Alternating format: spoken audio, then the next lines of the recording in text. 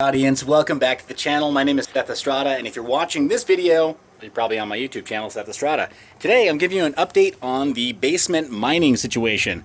You got all kinds of mining commentators who are talking about making changes. It's that time of year where we have to start really considering heat. Here, we had a very late spring with really late snow runoff from the mountain here, so we had phenomenal cooling all the way up until about now, June, which is just like unheard of. So huge blessing right there, huge good fortune in terms of having ultra cool weather.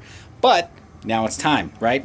Got to pay the piper, and that means getting about 3 kilowatts of mining gear. That's just what I have deployed right now, 3 kilowatts of mining gear between this miner and those miners, plus another a little over a kilowatt, probably another kilowatt and a half, so probably about 4.5 kilowatts TDP moved out of this space. Because back there, I'm going to walk this space because the camera doesn't give you a really good representation. So right here from this barrier, which normally is fully enclosed, yeah, shout out to SQR. Thank you for the free magnet, guys, by the way. Right next to Captain Canuck. One of them is a superhero. The other one is something else, not a superhero. I think you know which one you are. SQRL. Yeah, take that. Strong words. So I'm here at this area though, and when this barrier is fully enclosed, it traps in all the heat in the office. So we'll walk across from here. So here's 1, 2, 3, 4, 5, 6, 7 paces, heel to toe. So it's a little over, I will say it's about 8.5 feet, maybe 10 feet across there.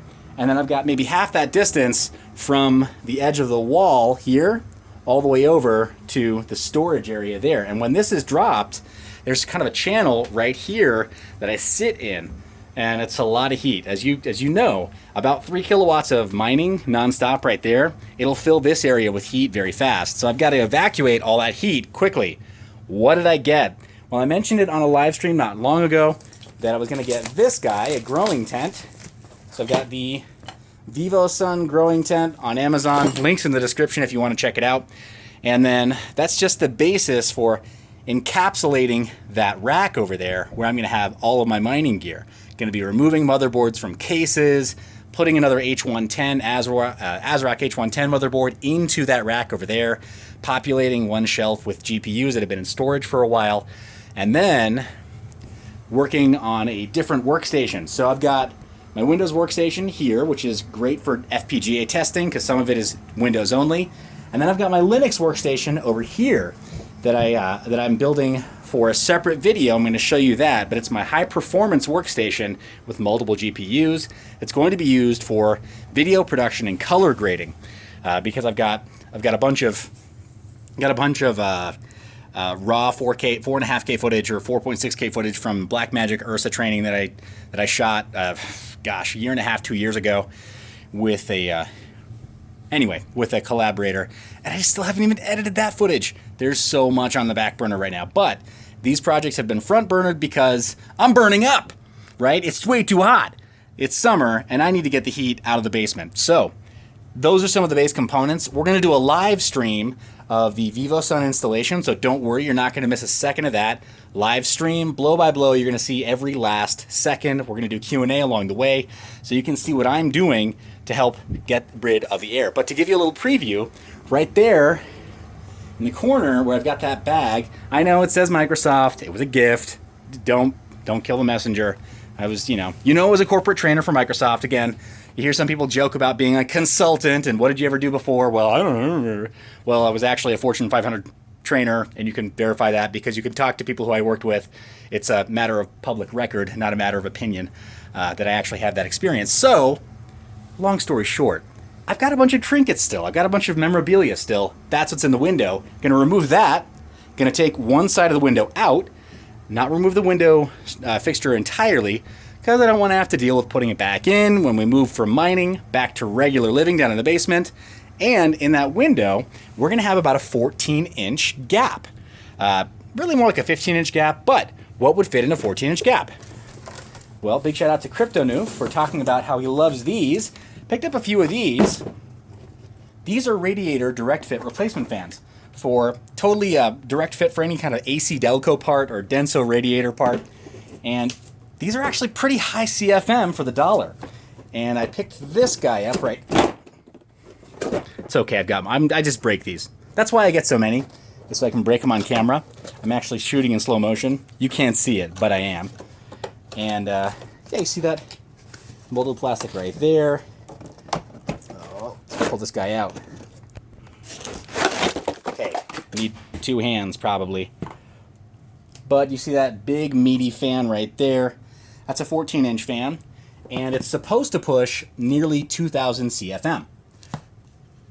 Of course, that is going to pull there with the safety grill, and I think that's what we're going to have facing the window from the grow tent, and then create sort of a custom funnel leading up to this.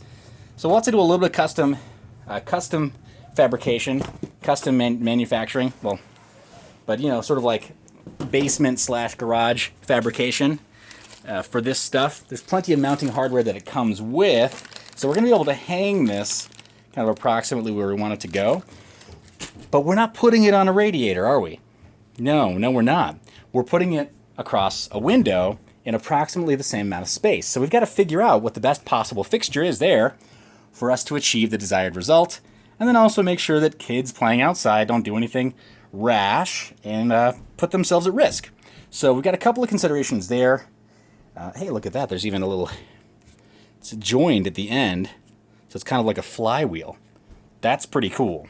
This is actually a lot stronger than a lot of the designs that I see for high CFM fans that people normally use.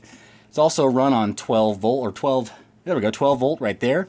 So you can probably pull this right off of one of the server power supplies that we have on the rack already. I'm pretty excited about this.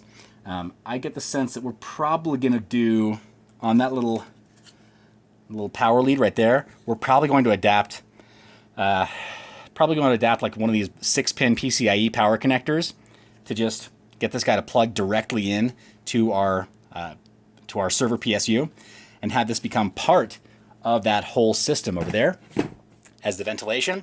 We've got 3 more, so we can figure out a creative way to pull air into the system. But I think, let me just give you a preview here. I think what we're going to do with at least one of these, possibly 2, is I'm going to have to kind of turn around a little bit. Getting tricky. Short on space here. Oh my gosh. Almost fell over.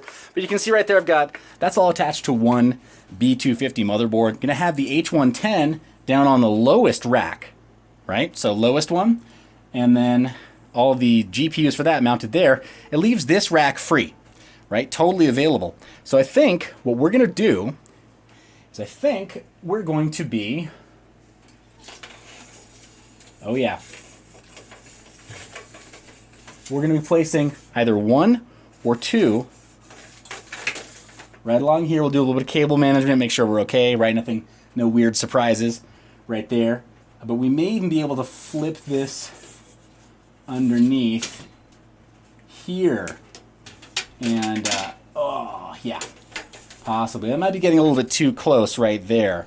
But that might not matter. We could possibly even just rest it right here and make sure that we have it mounted correctly. But we have room for 2 right there, which gives us 4,000 CFM blowing through the system up through the tent.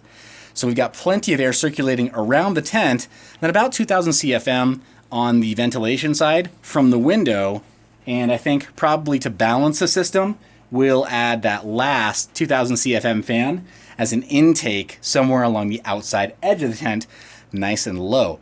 But again, to balance the system, we've got to figure out how to make sure that we get external air so that we're not sucking up air conditioning from the inside of the house. I want to feel the air conditioning.